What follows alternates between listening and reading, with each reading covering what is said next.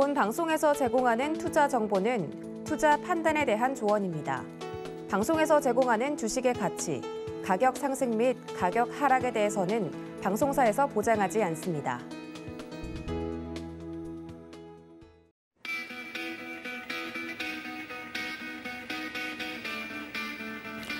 안녕하십니까. 고수익 작전 타임 진행의 도지은입니다. 빅테크 기업들 위주의 투매가 나오고 있다는 소식이 들려오고 있습니다. 미국에서도 실적 시즌이 계속해서 진행 중인데 굵직한 대기업들, 그러니까 빅테크 기업들에 대한 실적이 발표가 예정이 되어 있음에도 불구하고 투자 심리가 급속도로 얼어붙어 있다고 합니다. 특히 나스닥이 큰 폭으로 급락을 하면서 앞으로 더 우리 주식시장에 어떤 영향을 미칠지 걱정이 앞서는데요. 관련돼서 글로벌 이슈부터 국내 증시 작전까지 오늘도 제대로 짜드릴 테니까 저희와 함께 대응해 보시면 좋을 것 같습니다. 자, 그렇다면 뉴욕 증시 상황을 살펴봐야 될 것 같은데요. 글로벌 시황센터 연결합니다. 안녕하세요. 캐스터 박재은입니다. 오늘도 시장 상황 자세히 전해드리도록 할 텐데요. 간밤 뉴욕 증시는 3대 지수 모두 급락하면서 마쳤습니다.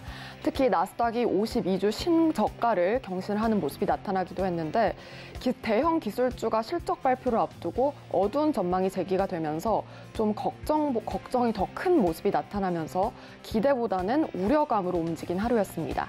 자세한 3대 지수 흐름부터 체크를 해볼까요? 먼저 다우존스는 2.38% 밀렸고 나스닥이 무려 4% 가까이 밀리면서 12,490포인트로 마무리 지었습니다. S&P 500도 2.81% 밀리면서 2에서 3%대 급락이 모두 시현되는 모습이 나타났습니다. 네, 다음으로 기술주 흐름 체크를 해보도록 할 텐데요. 앞서 말씀드린 대로 기술주가 가장 큰 폭으로 떨어지는 모습이 나타나면서 전반적으로 분위기가 많이 어두웠죠. 일단 애플은 3.73% 밀리면서 마쳤고 마이크로소프트는 3.74%, 그리고 알파벳 A가 3.59% 내리면서 3%대 급락세를 시현을 했습니다. 애플부터 한번 체크를 해볼까요? 베어드의 한 애널리스트는 애플의 주가 하락 리스트를 언급하면서도 이를 포지션 확대 기회로 삼아야 한다고 긍정적인 평가를 내리기도 했습니다. 하지만 시장 분위기가 워낙 어둡다 보니까 급락세가 나왔고요. 마이크로소프트는 목표 주가 하향 리포트가 나오는 등의 실적 우려에 정규장에서 하락세를 면치 못했습니다. 장 마감 이후에 실적 발표가 있었죠. 분기 주당 순이익이 2.22달러로 시장 예상치를 웃도는 실적을 발표를 했고요.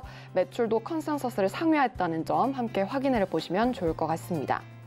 이어서 알파벳 A도 장 마감 후에 실적 발표가 있었는데요. 분기 주당 순이익이 24.62달러로 시장 예상치를 밑도는 수준을 나타냈고요.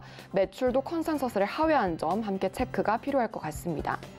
다음 장 살펴보도록 하겠습니다. 아마존 4.58% 급락 나왔고요. 테슬라가 무려 2자릿대 급락세가 나왔습니다. 엔비디아는 5%대 빠지는 움직임이 나타났는데 테슬라는 5주 만에 최저치를 기록을 했습니다. 트위터 인수 소식 후폭풍으로 인해서 풀이되고 있고요. 구체적인 분석은 외신에서 잠시 후 살펴보도록 하죠. 이어서 자세히 또 살펴보도록 하면요. 먼저 다음으로 변동성 지수 체크를 해볼까요? 빅스 지수 24%나 급등을 하면서 시장이 정말 공포감이 형성돼 있구나를 여실히 확인할 수 있었습니다. 국제유가는 3.2% 급등세를 시현을 했는데요. 중국의 추가적인 부양책으로 인해서 원유 수요가 더 늘 것이다라는 전망이 나오면서 급등한 것으로 풀이가 되고 있습니다. 이어서 금값도 살펴볼까요? 저점 인식으로 인해서 소폭 반등세를 펼쳤는데요. 0.43% 오르면서 마무리 지었습니다. 네, 다음으로 특징주 흐름을 만나보도록 하겠습니다. 먼저 간밤에 실적 발표 있었던 실적주들 확인을 해보시면요. 펩시코는 0.25% 내리면서 마무리 지었는데 제품 가격 인상을 바탕으로 컨센서스를 상회하는 실적을 발표했지만 시장 분위기 좀 따라가는 모습이 연출이 됐습니다. 유나이티드 파셀도 보겠습니다. 3.48% 밀리면서 빠졌는데요. 매출과 순이익 모두 컨센서스를 상회하는 실적을 발표했음에도 불구하고 주가에 반영되지 못하는 움직임이 나타났습니다. 이어서 3M도 살펴보면 매출이 컨센서스를 상회를 했는데요. 반영되지 못한 채 2.95% 밀리면서 마무리 지었습니다. 네, 다음으로 은행주 흐름 한번 살펴볼까요? 국채금리 하락으로 인해서 동반해서 하락세를 면치 못했는데요. 자세한 흐름 보도록 하죠. JP모건 체이스는 2.96% 하락, 그리고 웰스파고 2.73% 밀렸고요. 뱅크 오브 아메리카가 2.25% 밀리면서 전반적으로 2%의 하락세를 기록했습니다. 네, 이렇게 특징주 흐름까지 만나봤고요. 자세한 외신들 살펴보도록 하겠습니다. 네, 먼저 에너지 시장에 좀 타격을 줄 만한 뉴스를 가져왔는데요. Russia is suspending gas supplies to Poland, Bulgaria. 러시아가 야말 유럽 가스관을 통한 폴란드 그리고 불가리아 가스 공급을 중단했다는 소식이 들려왔습니다. 수요가 굉장히 우려가 되는 상황이죠. 자세히 살펴보도록 하면 러시아는 폴란드 측의 이유를 설명하지는 않았지만 지난 22일 러시아가 제시한 가스 대금 루브라 결제를 위해서 준비 시간이 지난 데 따른 것으로 풀이되고 있습니다. 구체적인 내용을 살펴보면 The suspensions would be the first since Russia President Vladimir Putin said last month that unfriendly foreign buyers would have to pay the state-owned Gazprom in rubles instead of other currencies 라고 강조가 됐는데요. 앞서 블라디미르 푸틴 러시아 대통령은 러시아가 지정한 비우호국에 러시아 가스 구매 대금 결제를 러시아 통화인 루브라로 하도록 하는 이 강제를 한 바 있는데요. 대통령명의 서명을 한 바도 있죠. 야말 유럽 가스관은 러시아 가스를 유럽으로 공급하는 3대 주요 가스관 중에 하나이기 때문에 에너지 시장에 큰 타격이 예상이 되고 있습니다. 실제 보도 이후 유럽의 가스 가격이 17%나 급등을 하는 등의 에너지 시장이 불안한 요소로 작용을 하는 만큼 이 흐름 예의주시하시면 좋을 것 같습니다. 네, 다음 기사 살펴보겠습니다. 어제 제가 전해드린 소식이었죠. 테슬라가 이제 트위터를 인수한다 이런 소식을 나타냈는데 이 후폭풍이 굉장히 거세다고 합니다. 확인을 해보시면 Musk Twitter deal could test Tesla executive bench. 전기차 업체 테슬라의 주가가 간밤에 2자릿대나 급락이 나왔습니다. 일론 머스크 최고 경영자 트위터 인수 소식이 전해진 데 후폭풍으로 풀이가 되고 있는데 이 행정 그리고 앞으로 운영하는 데 어려움을 겪지 않을까라는 분석까지 나오고 있는데요. 머스크가 트위터 인수를 위해서 테슬라 지분을 매각할 수 있다는 우려에 따른 것으로 풀이되고 있고 머스크가 트위터 지분을 확보한다고 밝힌 4월 4일 이후 테슬라의 시가총액은 무려 2,500억 달러가 증발하는 모습이 나타났습니다. 약 23%나 줄어든 규모라고 보도되기도 했는데요. 또한 시장에서 머스크가 트위터 인수를 위해서 테슬라 경영에서 상대적으로 관심을 줄일 수 있다라는 이런 안 좋은 의견도 나오고 있습니다. 전날 머스크는 총 440억 달러의 트위터를 인수해 비상장사로 전환하겠다고 합의한 바 있는데요. 이에 앞서서 지난 21일에는 미 증권거래위원회를 통해서 부채금융 그리고 지분금융을 통해서 총 465억 달러를 조달하겠다고 밝히기도 했습니다. 이 가운데 절반가량을 현금으로 마련하기로 하면서 테슬라 지분 매각이 불가피할 것이다라는 안 좋은 전망도 제기가 되고 있는데요. 인플레이션 그리고 경기 침체 우려로 인해서 매크로 불확실성이 커지고 있죠. 이에 따라서 테슬라의 주가는 더 하락 압력을 받을 것으로 풀이가 되고 있습니다. 이에 따라서 테슬라 그리고 관련주에 투자하는 것이 유의하시면 좋을 것 같습니다. 네, 마지막 기사 체크를 해볼까요? Michelin confirms 2022 forecast despite supply constraints. 네, 프랑스 타이어 제조업체 미쉐린이 호실적을 발표를 했습니다. 공급망 붕괴가 지속되고 있음에도 불구하고 어닝 서프라이즈를 기록을 한 건데요. 구체적인 내용을 한번 살펴볼까요? 미쉐린은 고정 환율로 인해서 연간 부분 영업이익이 32억 유로, 즉 34억 달러를 넘어섰고요. 12억 유로를 넘는 구조적인 자유현금 흐름이 발생할 것으로 보고 있습니다. 1분기 매출은 19%나 증가를 하면서 64억 8천만 유로를 기록을 했는데요. 이는 컨센서스를 상회한 수준입니다. 미슐랭은 성명에서 2022년에는 매우 불확실한 환경이 펼쳐진다라고 강조를 하기도 했는데요. 구체적인 멘트를 살펴보면 In 2022, in a very uncertain environment, market should slow slight growth 라고 미슐랭 관계자가 밝혔습니다. 이 앞으로 올해는 굉장히 불확실한 환경에 놓여 있고 또 이로 인해서 소폭의 성장세에 그칠 것이다 라고 보고 있습니다. 승용차, 트럭, 특화 사업 성장이 당초 전망한 범위에서 하단에 있을 거라고 또 덧붙이기도 했는데요. 러시아와 우크라이나 전쟁으로 인해서 유럽연합의 제재가 심해지고 있고 여전히 팬데믹 회복에서 어려운 시장을 보내고 있습니다. 타이어 제조업체들의 공급망을 더욱더 교란시킬 수 있는데요. 투자에 참고하셔서 자동차 시장 그리고 타이어 제조업체의 주가 흐름도 연동해서 살펴보시면 좋을 것 같습니다. 지금까지 시황과 외신 만나봤습니다. 네, 간밤에 뉴욕 증시 마감 상황을 보시면서 많은 투자자분들이 걱정이 앞서셨을 것 같습니다. 나스닥 지수도 그렇고 테슬라에 대한 이야기들도 그렇고요. 어느 것 하나 지금 긍정적인 이슈가 없는 가운데 오늘 개장을 좀 앞두고 있는 상황입니다. 실적에 대한 기대감보다 이 증시에 대한 불안감이 더 커지고 있어서 투매가 나오고 있다라는 이야기들이 들려오고 있는데 국내 증시 작전 오늘 더 열심히 짜봐야 될 것 같습니다. 도움 말씀 주실 첫 번째 전문가님 모셔보도록 하죠. 루크투자연구소의 임순재 대표님 연결되어 있습니다. 대표님 안녕하십니까? 네, 안녕하십니까? 네, 지금 마감이 된 뉴욕 증시 상황이 별로 좋지 않아서 좀 이슈를 하나하나 면밀하게 좀 뜯어봐야 될 것 같은데요. 첫 번째 이슈로 넘어가서 이야기를 좀 해보도록 하겠습니다. 최근 성장보다는 이 인플레이션에 대한 우려가 더 크다라고 전 세계 증시에서 공통적으로 이야기가 나오고 있는데 파묘 가격이 또 문제라고 합니다.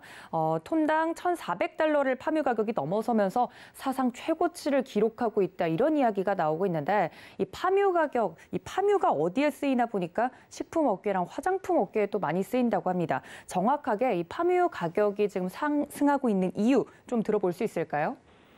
네, 최근에 어제 미국도 그렇지만 이제 인플레이션의 우려 때문에 이제 긴축에 대한 그런 내용이 나오면서 전체적으로 시장은 좀 하락을 하는 그런 모습을 보였고요.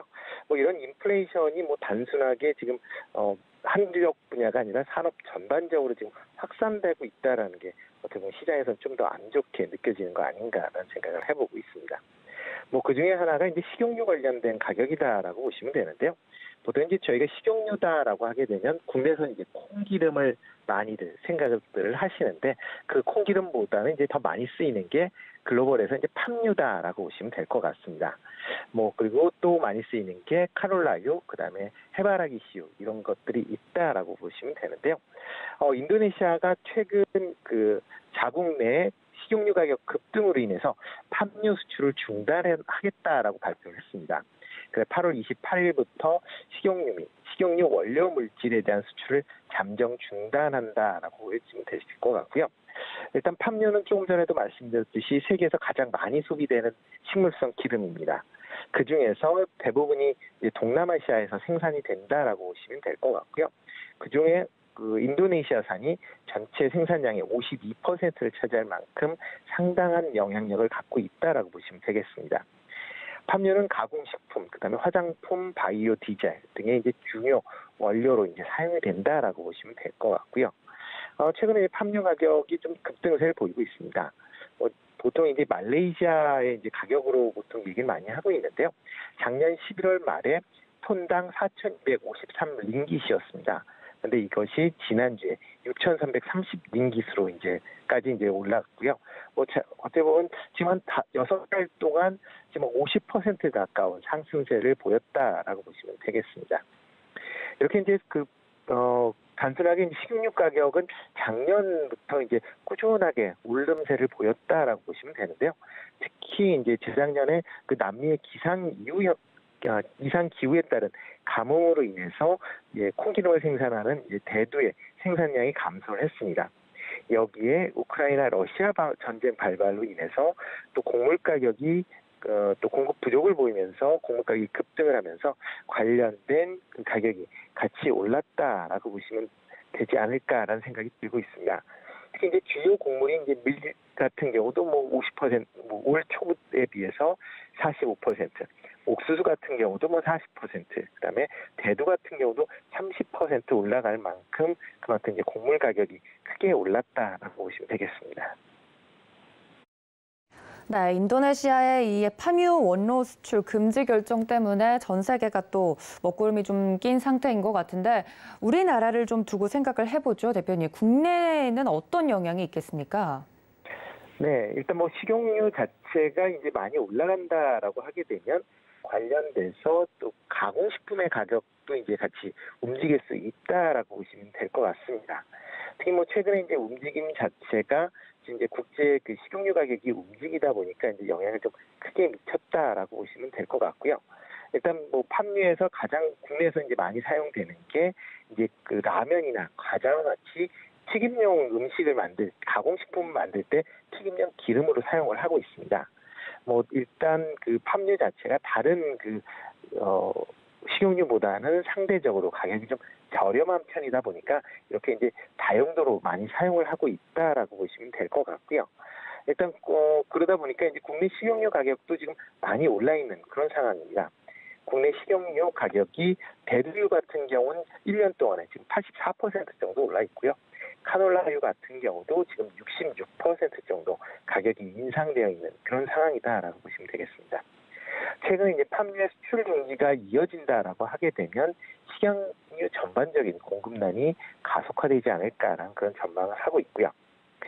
일단 그 팜유를 많이 사용하고 있는 가공식품 회사나 아니면 유지 회사 입장에서는 아직 국내 재고가 한 3개월 정도 남아 있는 그런 상황이다라고 밝히고 있습니다. 이에 따라서 당장의 수급 문제는 없을 것으로 예상은 되고 있지만 일단 인도네시아의 수출 중단이 장기화된다라고 하게 되면 수급에 상당한 어려움을 겪을 수밖에 없다라고 보시면 되겠습니다. 특히 이런 이제 팜유와 같은 이제 가공 음식용 이제 그 제품 같은 경우 원재료 같은 경우에 올라간다라고 하게 되면 식자재 전반적인 가격 상승뿐만 아니라 외식 물가 상승률도 이어질 수 있다라고 보시면 되겠습니다. 대표적으로 뭐 지금 얘기 나오고 있는 게 그 치킨 가격에 뭐 인상이 또 이루어질 거 아니냐라는 뭐 그런 얘기가 지금 바로 나오고 있는 그런 상황이고요. 단순하게 외식 물가는 또 전체 소비자 물가에도 상당한 영향을 미치기 때문에 국내 소비자 물가의 그 상승률 자체도 쉽게 꺾이지 않지 않을까라는 생각을 해보고 있습니다. 네, 정말 우스갯소리로 월급 빼고 다 오른다, 이런데 또 기름을 부은 이슈가 아닌가 싶습니다. 관련돼서 종목 이야기를 안 할 수가 없을 것 같은데요. 최근 이 원자재 가격 상승으로 인해서 이 농식품과 관련된 식품 그리고 뭐 곡물류 관련돼서 움직이는 종목들이 굉장히 많지 않았나요? 이 부분에 대해서도 앞으로도 이러한 종목들이 더 이 이슈로 오를 수 있을지 궁금한데 대표님 의견 어떠십니까? 네, 최근 이제 에그플레이션 관련돼서 농산물 관련주들이 강세를 보이고 있는 게 사실입니다. 특히 농산물주 내에서 지금 또 순환매가 이루어지고 있는 그런 모습입니다. 비료나 농기계, 사료, 제분, 각각의 이제 그 농산물 관련된 분야 중에서 또 세분화돼서 이제 움직이고 있다라고 보시면 될 것 같고요. 특히 최근 이제 그 사료주가 조금 강세를 보이고 있는데요. 사료주가 강세를 보이는 이유 중에 하나가 그 계란 가격의 그 상승세 때문에 그렇습니다. 계란 가격이 지난주에 이제 7,000원대로 이제 한판 가격이 올랐는데요. 이게 작년 8월 달 고점을 찍은 이후에 한 5,000원대까지 하락을 했다가 다시 상승하는 모습을 보이고 있다라는 거고요. 이런 이제 가격 상승, 그러니까 계란 가격 인상의 가장 큰 원인이 사료 가격 상승이다라는 소식이 접해지면서 이제 사료 가격이 이제 본격적으로 인상이 되고 있다라는 게 아마 시장에서 받아들여진 거 아닌가라는 생각을 해보고 있습니다. 또 하나는 이제 곡물 트레이닝 관련 종목들이 좀 강한 흐름세를 좀 보였습니다. 특히 곡물 가격이 상승을 한다라고 하게 되면 관련된 수수료가 증가될 수 있다라고 보시면 될 것 같고요. 일단 곡물 트레이닝 관련 쪽은 일단 종합 상사들이 과거서부터 오랜 시간 동안 이제 트레이닝을 했던 경험이 있기 때문에 그런 쪽으로 좀 관심을 가지시면 좋을 것 같고요. 최근에 일부 이제 곡물 트레이닝 관련주다라고 해서 분석된 종목들은 일단 다양한 곡물 트레이닝 경험이 없기 때문에 일단은 조금 조심해서 투자를 하시는 게 어떨까라는 생각을 해보고 있습니다. 일단 에그플레이션 관련주는 올해 내내 아마 지속적인 관심은 필요하지 않을까 싶습니다. 특히 이제 곡물 같은 경우는 수요가 공급이 부족하다라고 해도 파종서부터 수확까지 한 1년 가까운 시간이 걸리기 때문에 단시간 내에 공급량을 얻을 수는 없는 그런 상황이다라고 보시면 될 것 같고요. 그렇기 때문에 이런 현재와 같은 곡물 부족 사태는 최소한 내년까지도 이어질 수 있다라고 보여집니다. 따라서 이제 조정받을 때 저점 매수하는 전략은 뭐 유효하다라고 보여지는데요. 최근 일부 사료주와 같이 급등을 했었던 그런 종목은 단기간은 좀 조심을 하실 필요가 있지 않을까라는 생각을 해봅니다. 네, 에그플레이션 관련주들은 좀 장기적으로 볼만하다라고 이야기를 해주시면서 최근 이슈에 대해서 좀 짚어봤습니다. 대표님, 두 번째 이슈로 좀 넘어가 보도록 하겠습니다. 뭐 곡물 가격, 사료, 비료 다 오르고 있지만 시멘트와 이 건자재 관련된 것들도 가격이 오르고 있어서 좀 문제가 되고 있다고 합니다. 여기에 더불어서 레미콘 가격도 인상이 되면서 관련된 그 기업들에 대한 좀 부담감이 커지고 있다는 이 이야기가 나오고 있는데요. 어떤 이야기인가요? 네, 뭐 최근 나온 거 얘기 중에 이제 건설사와 건설 자재 공급 업체 간의 이제 납품 가격에 대한 이제 서로 간의 그 가격 차이 때문에 조금 이제 어려움을 겪고 그거와 관련돼서 또 뭐 파업을 하느냐 마느냐라는 그런 얘기도 있었습니다. 그런 와중에 어렵게 이제 납품 가격을 합의를 했다라는 그런 소식이 나왔습니다. 특히 최근 들어 이제 철근 콘크리트, 그다음에 레미콘 등에 이제 관련된 이제 건설 자재 관련 원자재들이 많이 올랐습니다. 이를 통해서 이제 납품 가격 인상은 상당 부분 요구했다라고 보시면 될 것 같고요. 뭐 철근 가격 같은 경우 1년 동안 지금 35% 상승을 했고요. 그다음에 시멘트 같은 경우도 올 초 대비해서 15에서 17% 정도 올랐고요. 그다음에 거기 들어가는 골재 같은 경우도 15% 이상 오르는 등 건설 자재 전반적으로 급등세를 보이고 있는 상황입니다. 이에 따라서 이제 레미콘 업체들도 관련된 납품가를 20% 이상 요구를 해왔었던 그런 상황이고요. 일단 수도권 레미콘 업체가 전일 이제 타결된 내용을 본다라고 하게 되면 5월 1일부터 기존 레미콘 가격을 13.1% 인상을 하겠다라는 얘기를 했습니다. 아마 이러한 이제 인상은 아마 여타 지역의 이제 건설자재 공급 업체와의 납품 가격 인상으로도 이어질 걸로 그렇게 예상이 되고 있고요.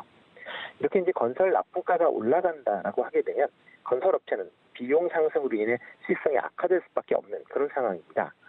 건설업체는 수주한 이후에 완공까지 2, 3년의 이제 시간이 소요가 되는데요. 수주 금액은 보통 공사 초기에 이제 확정이 되는 경우들이 많습니다. 특히 이제 대부분의 민간 건설 현장에서는 공사 금액의 변경이 쉽지 않은 그런 상황이다라고 보여지면 최근과 같은 이렇게 건설 자재 가격이 상승한다라고 하게 되면 건설사 입장에서는 상당히 부담이 될 수밖에 없다라고 보시면 될 것 같고요. 특히 이제 대형 건설사보다 소형 건설사가 상대적으로 부담감이 좀 커질 수밖에 없다라고 보여집니다.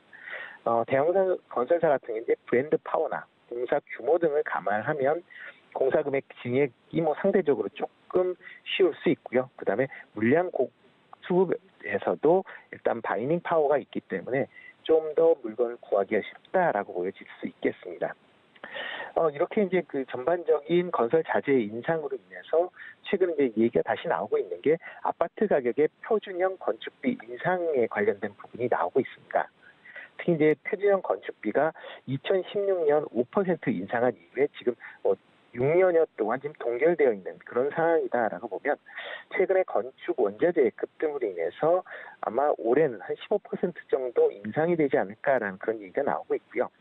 특히 이제 이렇게 나온 얘기는 국토부가 표준형 건축비 인상안을 기재부에 건의했다라는 그런 소식이 전해지면서 이런 부분이 나왔습니다. 그리고 또 이제 신정부의 주택 건설 250만 호 달성을 위해서 민간 참여가 필수적인 상황이기 때문에 건설 회사의 이제 적정 이윤을 확보해주기 위한 차원 아닌가라는 생각이 들고 있습니다. 이렇게 이제 표준 건축비가 올라간다라고 하게 되면 이제 건설사 입장에서 그나마 조금 숨통을 틔울 수 있을 것이다라고 보여지는데요. 아직까지는 건축비 인상과 관련돼서 조금 더 지켜보셔야 되지 않을까라는 생각이 들고요.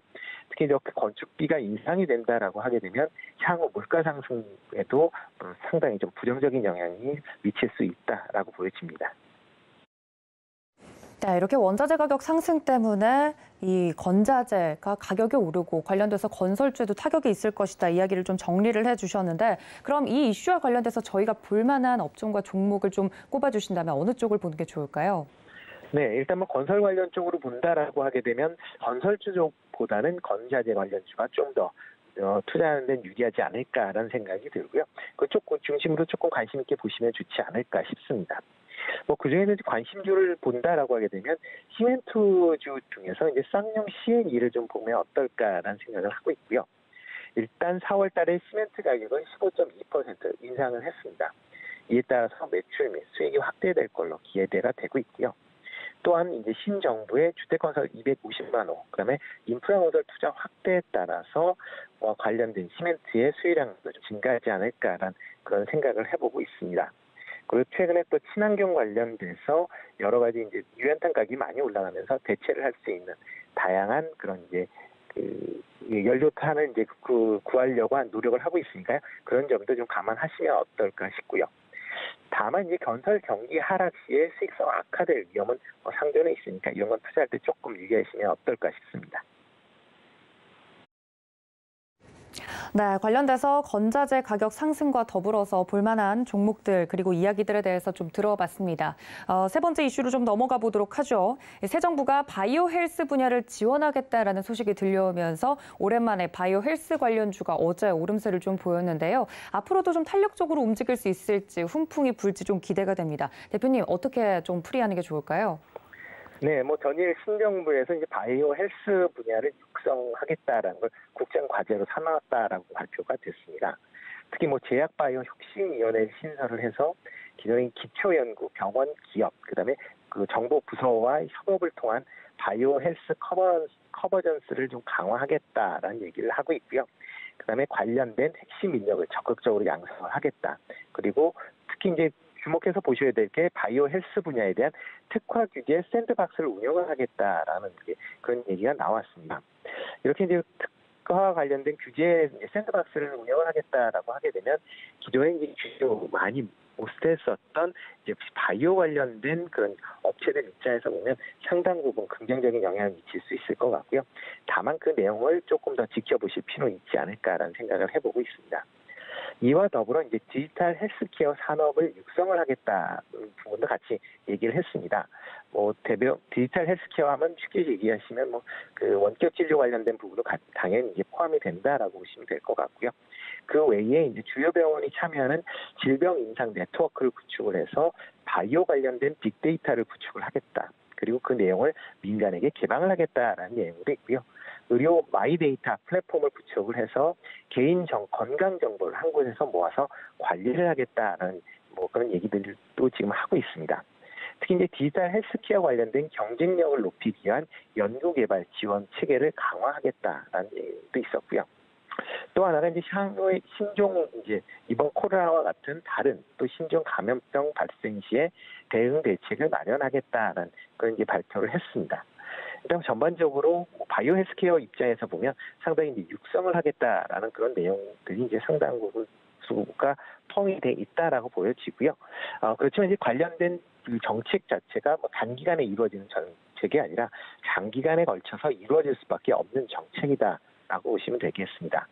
그렇기 때문에 그 바이오 헬스 관련돼서 좀 더 세부적인 그런 내용들이 나오면 그 내용이 나올 때 그거에 적합한 기업 중심으로 아마 투자하시는 게 좀 더 낫지 않을까라는 생각이 들고요. 지금 상황에서는 이 내용을만 갖고 선투자하기에는 조금 부담스러운 그런 내용 아닌가라는 생각을 해봅니다. 네, 구체적인 내용이 나온 뒤에 투자를 하는 것이 좋겠다라고 조금 조심스러운 이야기를 좀 해주셨습니다. 이 점까지 여러분들 이슈와 함께 체크해 주시면 좋을 것 같고요. 대표님, 그렇다면 오늘장 전략 저희 어떻게 짜보는 게 좋겠습니까? 네, 전일 미국 증시가 큰 폭으로 하락을 했기 때문에 아마 국내 증시도 아마 하락을 하지 않을까라는 생각을 하고 있습니다. 일단 시장은 지금 2,600에서 2,750포인트의 박스권으로 예상을 하고 있는데요. 아마 오늘 정도 되면 그 하단을 아마 터치할 정도의 수준까지 하락을 할 가능성도 있지 않을까라는 생각을 하고 있고요. 그렇기 때문에 보수적인 관점에서 시장을 보시는 게 좀 더 좋지 않을까라는 생각이 들고 있습니다. 특히 이제 금일 같은 경우 조금 그 시장에서 주목해서 보셔야 될 점이 있다라고 하게 되면 원달러 환율의 움직임을 좀 주목해 보실 필요는 있지 않을까라는 생각이 들고 있습니다. 전일 같은 경우 1,250원대로 올라오면서 25개월 만에 최고치를 기록을 했습니다.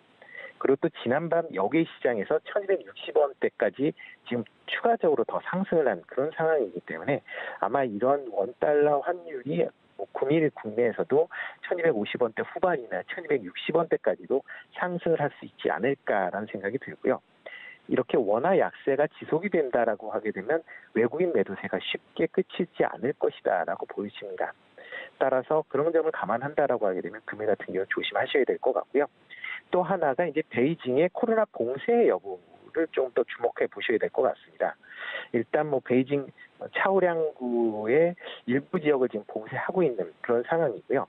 그렇지만 이제 전체 시민에 대해서 지금 PCR 전수조사를 지금 실시하는 그런 와중이기 때문에 추가적으로 확진자가 증가한다라고 하게 되면 상해처럼 부분에서 전체 봉쇄 방식으로 바뀌는 것을 준용할 가능성이 충분히 있다라고 보여집니다.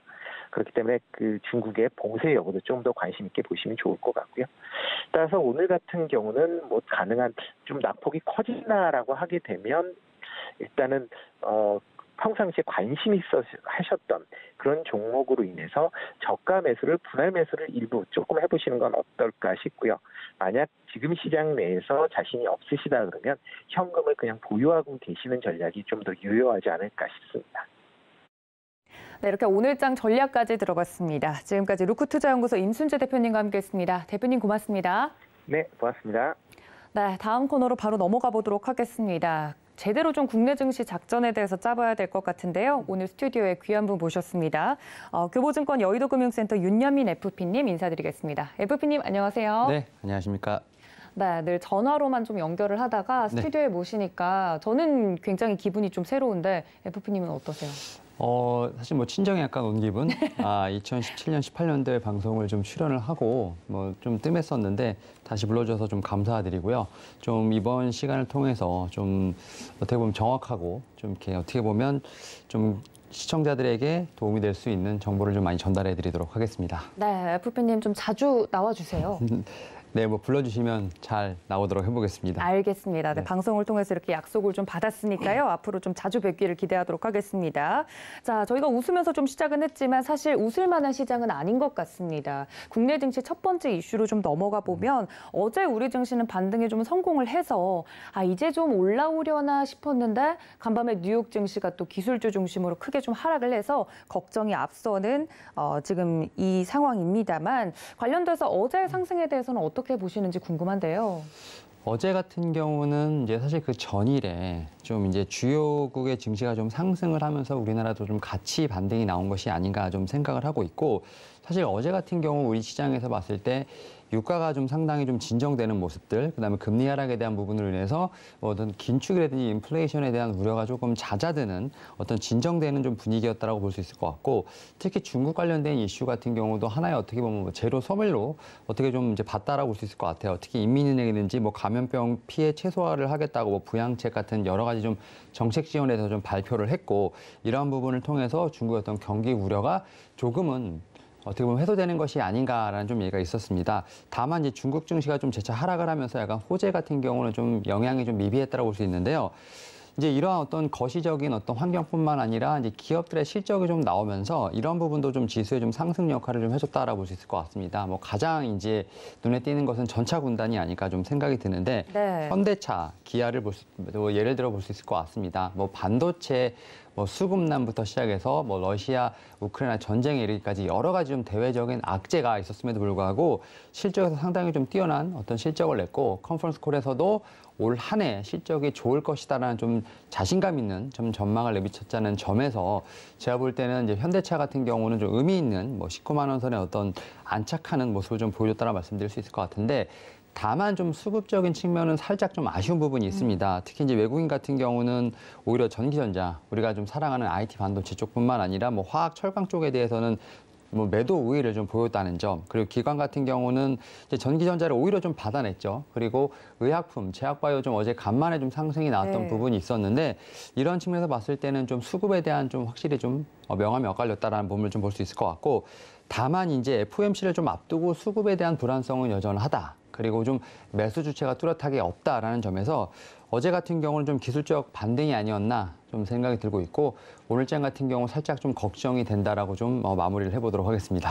네, 사실 어제 상승만 보면 기술적인 반등인 것 같다 이야기를 해주시면서 그럼에도 불구하고 잘 올라오는 종목들 중에 이 완성차 두 개의 업체죠. 이제 현대차와 기아 같은 경우는 긍정적인 평가를 좀 내려주셨는데 그나마도 오늘 개장을 하고 나서는 좀 시장 자체가 흔들릴 가능성이 있기 때문에 걱정이 좀 앞선다 이야기를 해드렸습니다. 사실 이렇게 좀 불확실성이 큰 상황 속에서는 수급에 좀 의존을 할 수밖에 없어서 수급적으로 좀 개선이 됐으면 좋겠다 이야기를 해주셨는데요. 환율 이야기를 좀 여쭤볼까 합니다. 제가 개인적으로 궁금해서 1250원 이야기를 앞서 나왔었는데 1270원 그리고 1300원까지 바라보시는 분들도 있으시더라고요. 환율에 대해서 걱정하시는 분들에 대해서는 어떻게 이야기를 해드릴 수 있을까요? 일단 1250원이 넘어가는 어떤 그런 순간부터 지금 이제 기사들이 나왔던 걸 보게 되면 네. 정부 당국에 어느 정도 좀 개입이 있지 않을까라는 좀 예상이 좀 나오고 있고 사실 환율이 계속 올라갈 거에 대한 생각은 저는 뭐 일시적으로 올라갈 수도 있겠습니다만 네.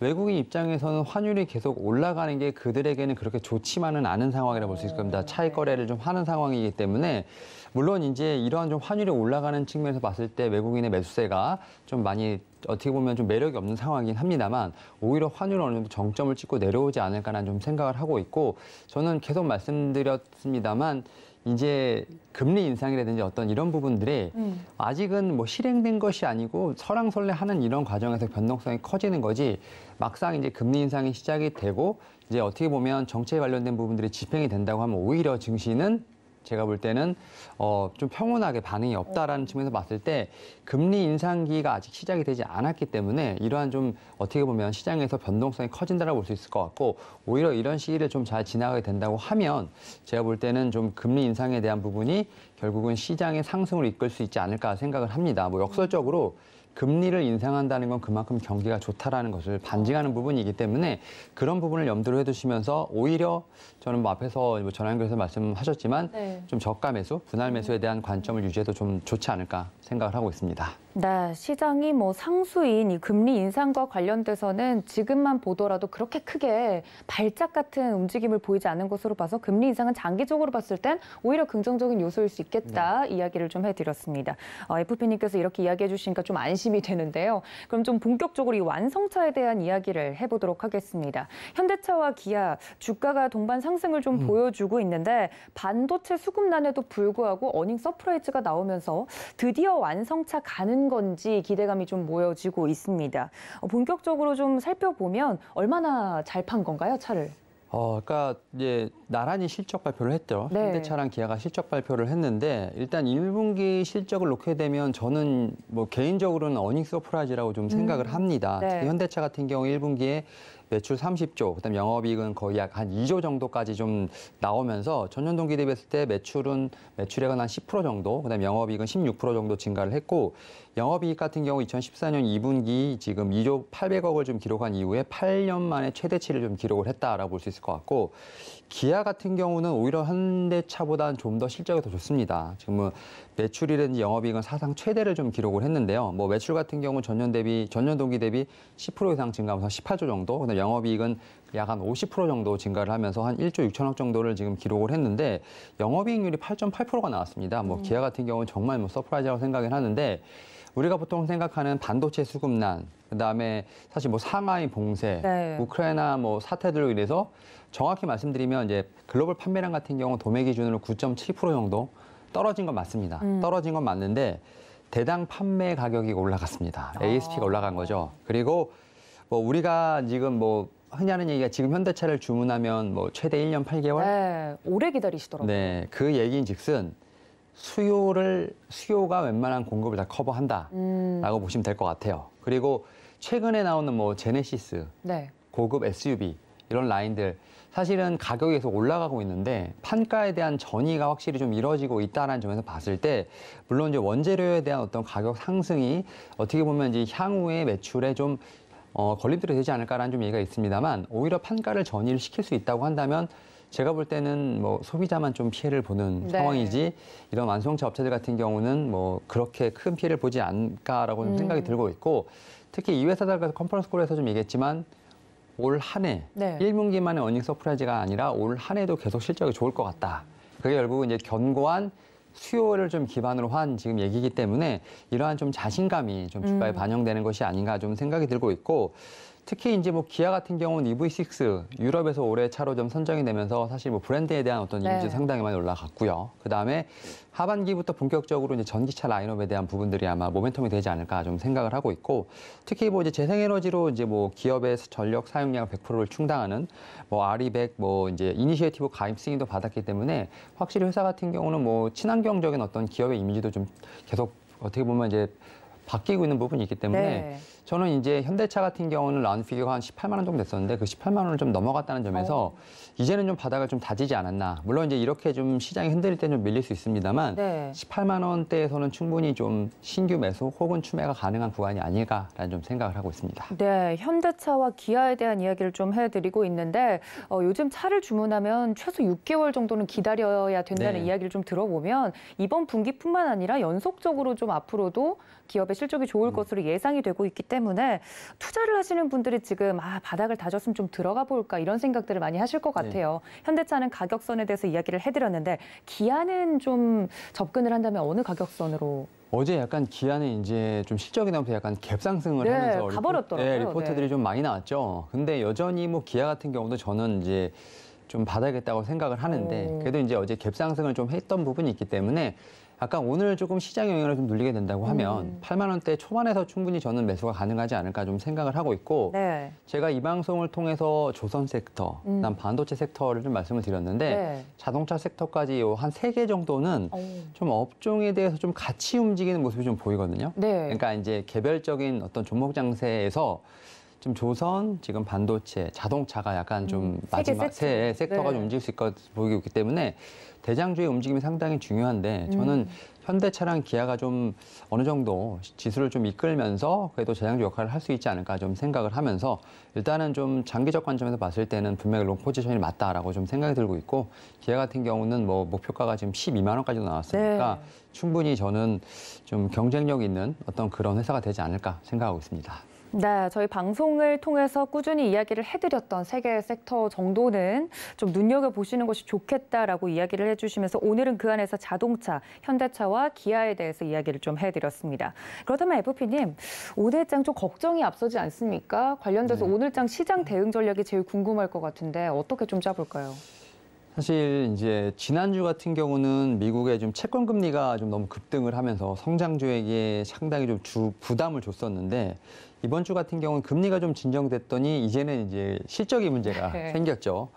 그러니까 참 가는 길이 험난합니다. 그래서 미국 같은 경우도 작년에 정말 그 아웃퍼폼을 하면서 네. 사실은 우리나라 주식을 가진 분들에게는 오히려 소외감을 줄 정도로 힘들었었는데 오히려 이제 올해 같은 경우는 뭐 1분기 좀 지나간 시점에서는 오히려 우리나라가 좀 더 잘 버티고 있는 것이 아닌가라는 좀 생각이 들고 있는데 일단은 미국 증시가 좀 흔들리는 상황에서 우리나라 같은 경우는 지금 코스피 같은 경우 2,700선, 그다음 코스닥 같은 경우는 900선이 좀 약간 위태위태한 상황입니다. 일단 코스피 같은 경우 2,700선이 한번 무너졌는 상황인데 오히려 코스닥 같은 경우는 좀 잘 지키고 있는 상황이라고 말씀드릴 수 있을 것 같고 결국 이제 어제 이어서 오늘도 좀 전차 군단의 어떤 움직임이 사실은 좀 상당히 중요하지 않을까라는 좀 생각을 하고 있고 결국은 이제 금리 인상에 대한 부분들, 뭐 이런 어닝 서프라이즈 관련된 어떤 이제 어닝 시즌에서 사실 어느 회사 같은 경우는 어닝이 좀 좋게 나오죠. MS 같은 경우 되게 좋게 나왔어요. 네. 근데 이제 다른 테슬라 같은 경우 좀 힘든 부분도 있었습니다만 이런 좀 어떤 좀 개별적인 재료에서 좀 지수가 많이 변동이 있을 것으로 보이고 있습니다만 결국 이제 중요한 변수죠. 채권 금리, 그다음 뭐 채권 유가, 네. 실적주의 흐름들 이런 부분들을 계속 체크를 해봐야 되지 않을까 좀 생각을 하고 있고 다만 우리나라 같은 경우는 코스피 같은 경우는 2,650선이 거의 제가 볼 땐 지지 라인으로 볼 수 있을 것 같고 코스닥 같은 경우는 그래도 900선을 좀 지키고 있는 부분이 있기 때문에 이 부분에서 어떻게 보면 좀 저는 이제 저가 매수가 충분히 유효하지 않을까 생각을 하면서 실적주 중에서도 그래도 좀 안전하게 보려면 2년 이상 연속 성장할 수 있는 종목들. 뭐 네. 이제 1분기 실적뿐만 아니라 이제 올해 내년 가이던스들이 나오기 때문에 그러한 어떻게 보면 좀 종목들 그리고 이제 좀 수급을 좀 최근에 좀 면밀히 체크를 하면서 이런 종목들에 대한 어떤 좀 저가 분할 매수가 좀 유효한 시장이 아닐까 생각하고 있습니다. 네, 글로벌 증시 대비 그나마 잘 버텨지고 있는 우리 증시 속에서 오늘장 전략 이야기를 좀 들어봤습니다. 지금까지 교보증권 여의도금융센터 윤여민 FP님과 함께했습니다. FP님 고맙습니다. 네, 감사합니다. 네, 이번에는 다음 코너로 돌아오도록 하겠습니다. 다음 코너는 글로원 파트너스 이성웅 이사님과 함께 연결해 봅니다. 이사님 안녕하십니까? 네, 안녕하세요. 네, 반갑습니다.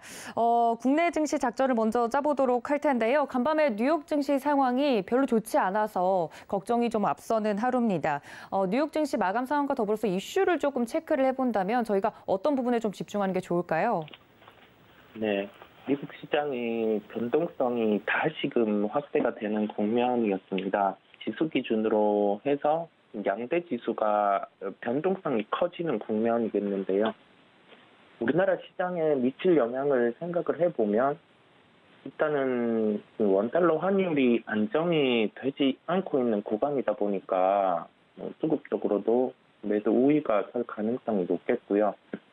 현재 국면에서는 지금 뚜렷하게 주식을 늘리기보다는 약간 관망의 흐름이 필요한 장이기는 하겠습니다. 그렇다 보니 제가 연결해서 말씀드릴 특징주 같은 경우도 약간 방어적인 성격이 있는 기업이고요. 그러한 기업들 같은 경우도 이제 한 번씩 챙겨볼 필요가 있어서 오늘 제가 말씀드리도록 하겠습니다.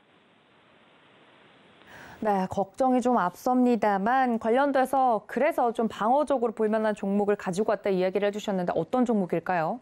네, 오늘의 특징주는 한국가스공사를 말씀드리겠습니다. 한국가스공사 같은 경우는 저희가 그 자원개발과 관련해서 통상 인식을 하고 있는데 최근에 이 자원개발과 관련해서는 천연가스전을 2개 보유하고 있는 상황이고요. 이 부분에 대한 그 규모가 연간 1,000만 톤 이상 되다 보니까 이 천연가스의 상승 부분에서는 긍정적인 요인이 있습니다. 다만 국제유가 상승으로 부정적인 부분은 도시가스용 미수금이 쌓이는 부분인데요. 그렇다 보니 그 실적에 대해서는 뚜렷하게 개선이 된다라고 결론을 지을 수는 없겠습니다. 왜냐하면은 긍정, 부정적인 부분이 모두 존재를 하고 있기 때문인데요. 영업이익 기준으로는 올해 약 8,200억 원의 영업이익이 예상이 되고 있고요. 시가총액은 3조 6천억 원대입니다. 저희가 소위 말해서 주가 수익 비율로 본다고 하면은 5배 이하로 지금 형성이 돼 있는 국면이겠는데요. 그러니까 통상 시장이 하락할 때 방어적인 성격으로 한국가스공사 같은 경우 수급이 유입되는 측면을 한 번씩 확인할 수 있었다 보니 제가 방어적인 측면에서 말씀을 드리겠고요.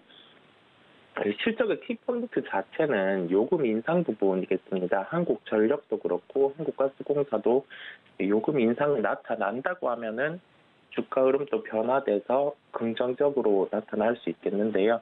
현재는 그 요금 인상 부분보다는 약간 그 실적에 대한 모멘텀도 낮긴 하지만은 시장 대비해서 이제 방어적인 성격으로 접근할 수 있는 종목이라는 결론입니다.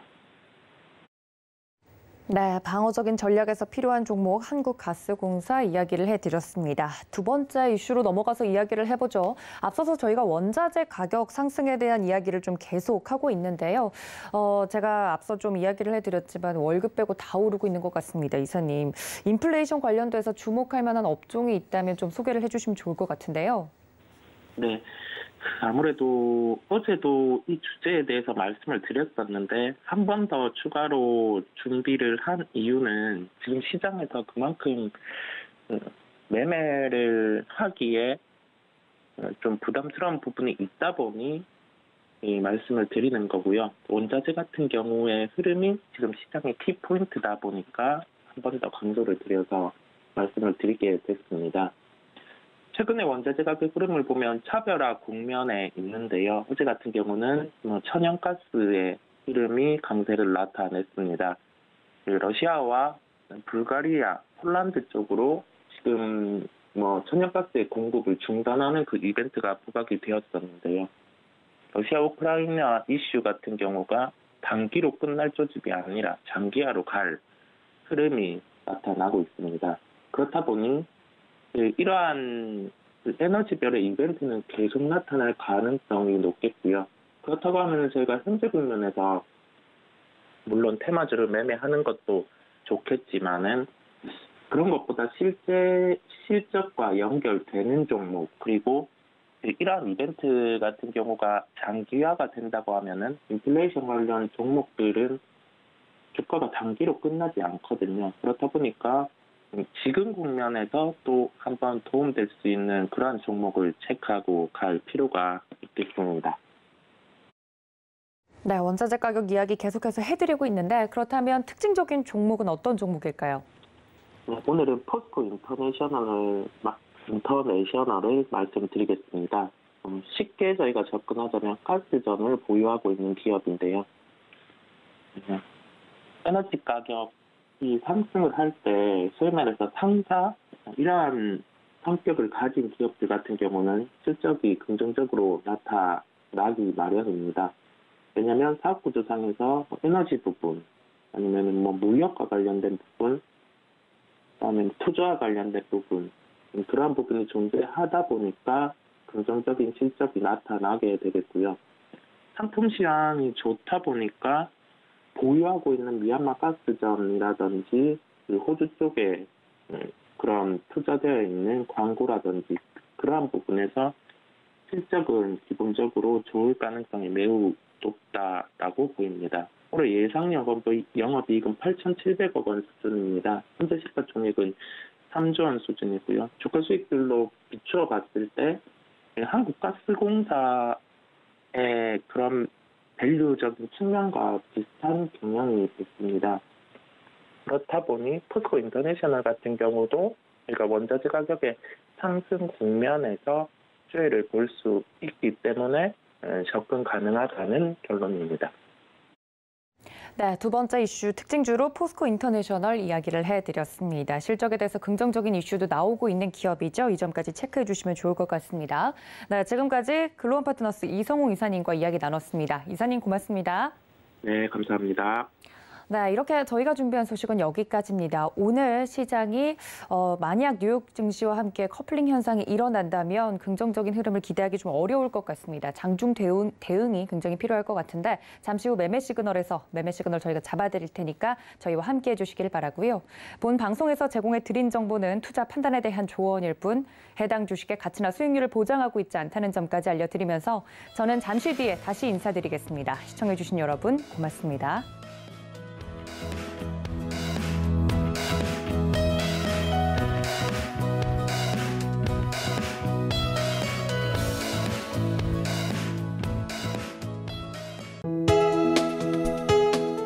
본 방송에서 제공하는 투자 정보는 투자 판단에 대한 조언입니다.